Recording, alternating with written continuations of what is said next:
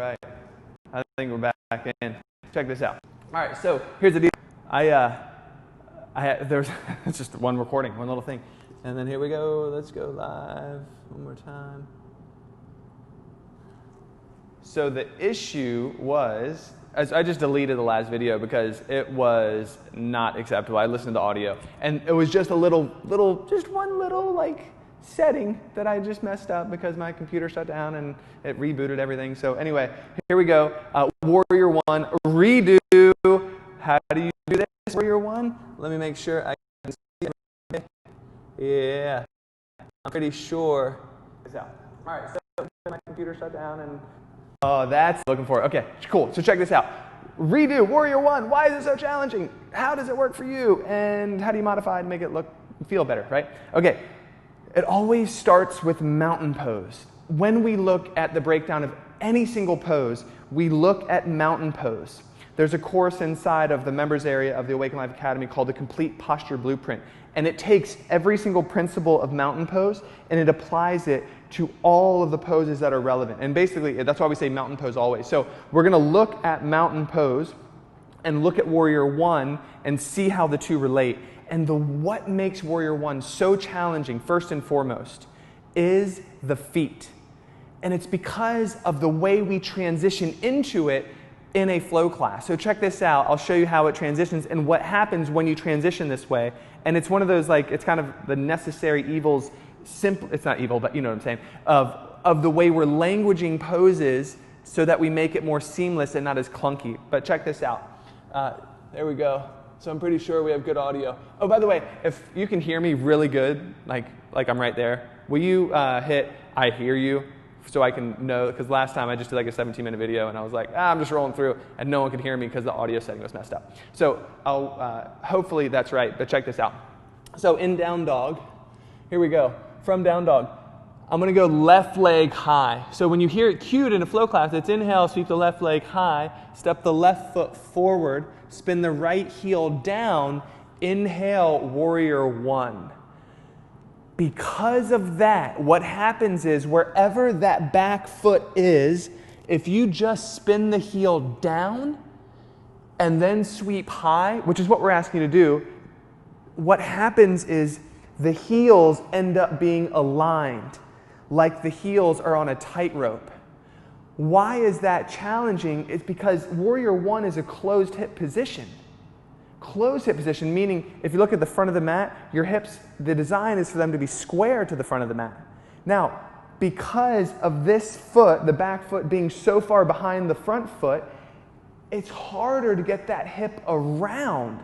And to do so typically means there has to be some sort of twisting or rotating action in the knee.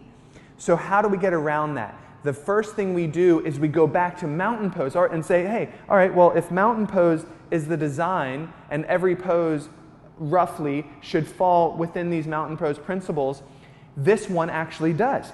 Meaning, feet 3 to 5 inches apart, if I were to just slide that foot back and then keep the heel where it is and angle it, now my heels are in line with my sitting bones or that 3 to 5 inch mountain pose position. Now, the angle of the back foot is the next challenge. This is what's interesting, and this is the reason why Warrior 1 is so challenging, is because of why it does, where it is in the sequence, and that is because of why it does. Like, what is the purpose of it? Because it's what the purpose of it is. Okay, so check this out. Crescent lunge, right, with this back heel lifted, works the superficial front line. There's an element of the deep front line, but we'll just say mostly superficial front line. Warrior 2, and so notice crescent lunge, hips square, closed hip position. Warrior 2, notice the back foot. Now it's parallel to the back edge of the mat, and my hips are in an open hip position. Warrior 2. So from crescent lunge, closed hip, to Warrior 2, open hip, Warrior 1 is the in-between. It's what connects myofascially the smart sequencing to get deeper into the deep front line, the adductor muscles, the inner thighs in this position. So we always start with a crescent. We then work into a warrior 1, and then we open to a warrior 2. This is in flow classes. It's slightly different in stability classes, but I don't have enough time to go into that. The point is, it's the in-between between a crescent and a warrior 2. And now it's time to talk about how that back foot is positioned. And it's positioned such that you're kind of in the hip flexors, but you're also kind of in the adductors.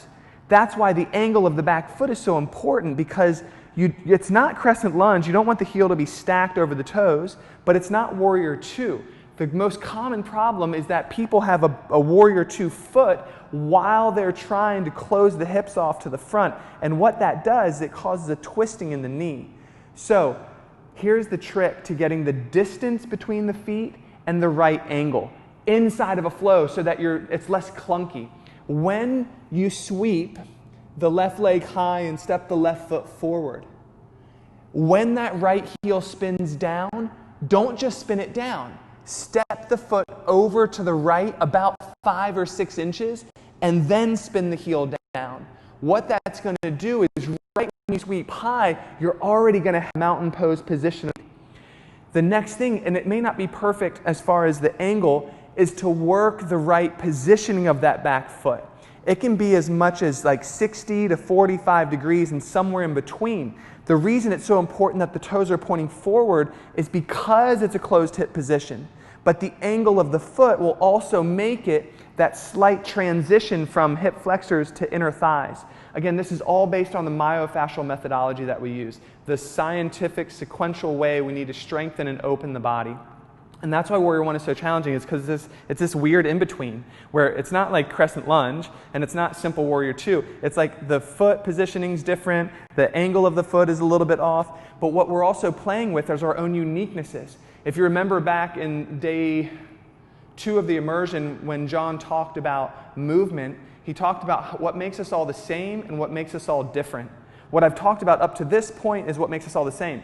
We're moving in this way sequentially based on the myofascial lines because we all have them.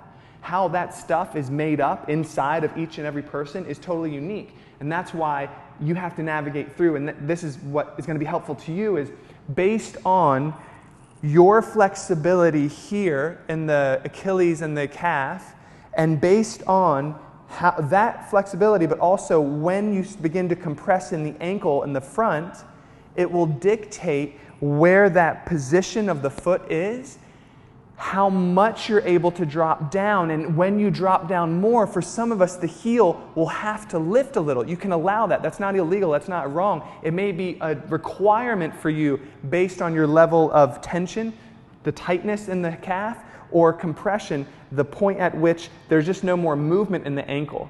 So with all that, the idea is keep the hips closed and squared off. Keep the angle of the foot about 45 or 60. Make sure the feet are separated about that 3 to 5 inches apart so that you align in that mountain pose position. And when all of that's there, then you can start working the hips down, the right hip forward, which will then allow you to create more of that back bend, which will deepen the stretch in that front of the hip and slightly in the inner thigh. That's why Warrior 1 is so challenging, is because it's this weird in-between pose. It's also because as you enter it through a flow, so it's left foot forward, right heel spins down, inhale, Warrior 1. So remember, this is what you do. Every time that foot drops down for a Warrior 1, step the foot over. Here, maybe this way would be better. Step the foot over to the right and then drop the heel down so that you're in that wider stance. It's also easier to balance. So here's the exception. If, for whatever reason, you're like, I don't want to step the foot over, I'm just going to drop the heel down. Once you're up, you can just heel toe the left foot over. We always give that time. In flows, there's always that transitional period where you enter a pose and you're kind of like, all right, how does today feel? Where's that back foot? Where's that front foot? How much do I bend into the knees? How much do I straighten? How much activity, how much effort do I put in? There's always there, but what I'm trying to do today for you is to give you an understanding of why Warrior 1 is what it is. What makes it so challenging? What's the design? It's because it's the bridge between hip flexor, front of the hip, superficial front line quad, and the inner thigh, the deep front line. It's this weird in-between pose that kind of works both to bridge us into that next level of a Warrior 2, which is pure open hip adductor work. And then what makes it challenging for you, it just depends on your level of flexibility in the calf and the heel. It depends on the point of compression in the ankle. A lot of us have plenty of it, and so it's just a foot positioning to get the hip square without torquing that back knee. Cool. Any questions? If this was helpful, will you type #helpful? And it's probably helpful that now the audio is actually working. But if you wouldn't mind letting me know if this was relevant to you in your practice, if you'd wondered this, or if there's another question, now's the time. Like, put it in there, and I'll always watch the replay. And if there's any other questions going forward, I'll make sure I answer them. But this is what's so important, is that we're actually practicing this, what we do on our mats, with an eye of what we're really doing, what it really does for us in our lives. And that is to help keep our bodies strong and flexible. And what the balance of that, when we actually work both, we feel more fluid. We can do things in life that most people our age, regardless of your age, can't do.